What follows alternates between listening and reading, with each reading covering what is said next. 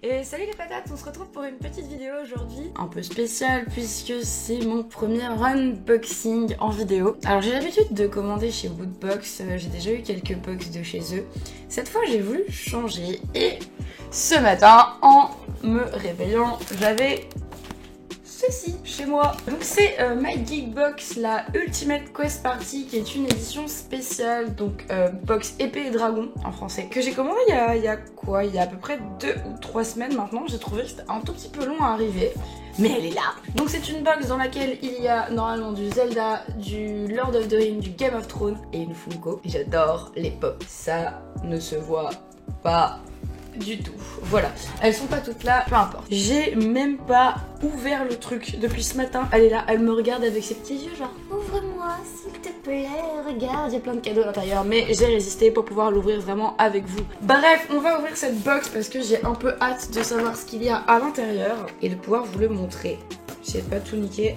Le packaging, je le trouve vachement moins sympa que les Woodbox. Les Woodbox, elles ont un packaging qui est hyper sympa. À chaque fois que vous voyez arriver les Woodbox, ça donne hyper envie. Celle-là, c'est juste une box toute simple, toute noire. Bon, pourquoi pas. Mais on va voir en espérant qu'à l'intérieur, il y ait plein de jolis petits trésors. Alors, on va commencer par une pop qui va faire plaisir à mon coloc. Mais c'est une pop Game of Thrones qui est absolument énorme. Elle est gigantesque. Donc si Rhaegal, le dragon de Daenerys, version gigantesque, pour vous donner une idée, voilà. Ça c'est une pop normale, ça c'est le dragon qui est un petit peu énorme et badass. J'ai presque envie de le garder pour Noël et de le filer à Noël.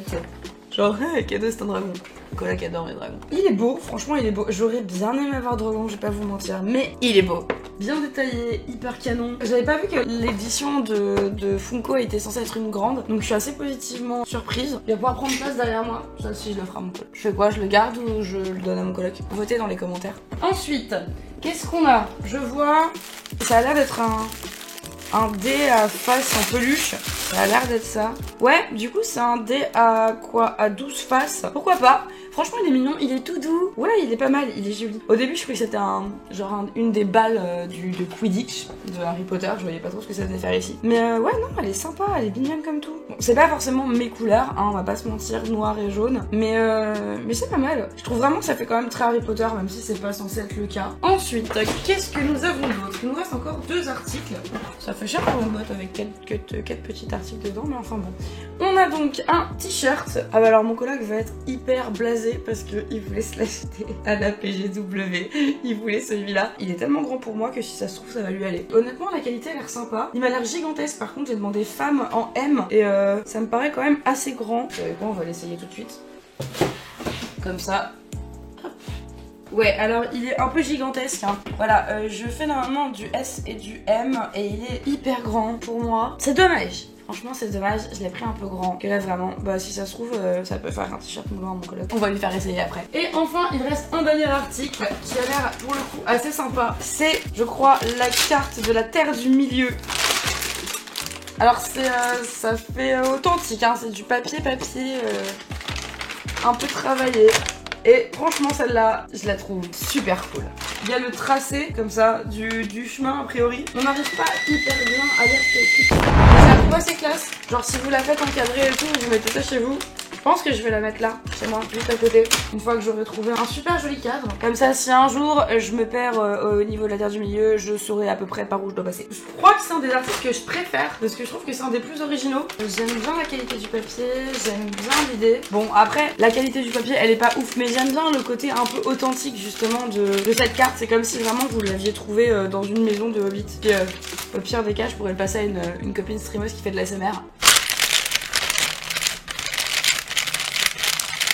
Ça vous énerve, hein, moi aussi. Voilà, et c'était tout pour cette box. Je trouve que les articles, honnêtement, la qualité des articles est pas mal. Les produits qui sont proposés sont plutôt sympas. Notamment cette pop qui quand même sort de nulle part, elle est vraiment classe. Honnêtement, j'aime beaucoup les articles de cette boîte. Je les trouve hyper sympas, assez originaux, de bonne qualité. Je suis un peu déçue qu'il n'y ait pas des petites bricoles. C'est vrai que c'est un petit peu ce qui manque pour moi dans cette box. C'est même des petits trucs pas oufissimes, mais un petit pin, un petit badge, un marque-page, j'en sais rien, quelque chose qui pour moi manque un peu à cette box, mais outre ça, elle est vraiment sympa. Que dire à part que j'aurais pas dû prendre cette taille de t-shirt, mais je le saurai pour la prochaine fois visiblement. Ah non mais en fait c'est un t-shirt homme M que j'ai pris.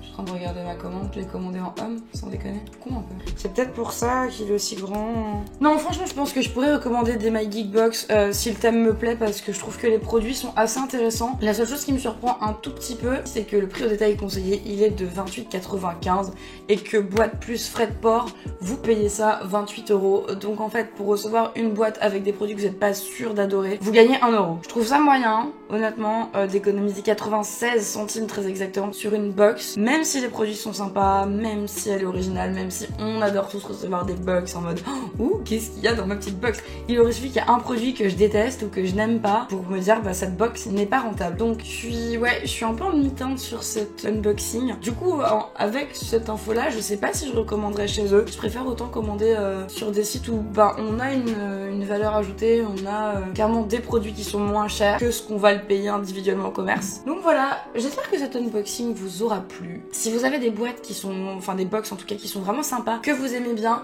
ça peut être autant geek que lifestyle, que cuisine, que vraiment un peu sur tous les sujets, des box que vous aimez vraiment bien et que vous aimeriez voir en opening et en unboxing sur cette chaîne. N'hésitez surtout pas à me le dire en commentaire, comme ça me permettra moi d'adapter un petit peu ce que je commande et puis à qui je demande des partenariats, etc. Pour pouvoir vous présenter des vidéos qui vous plaisent, qui me plaisent, bien évidemment, parce qu'il faut aussi que j'ai des trucs qui sont un petit peu cool. Petit pouce bleu si ça vous a plu, pensez à vous abonner et je vous dis à la prochaine vidéo pour de nouvelles aventures.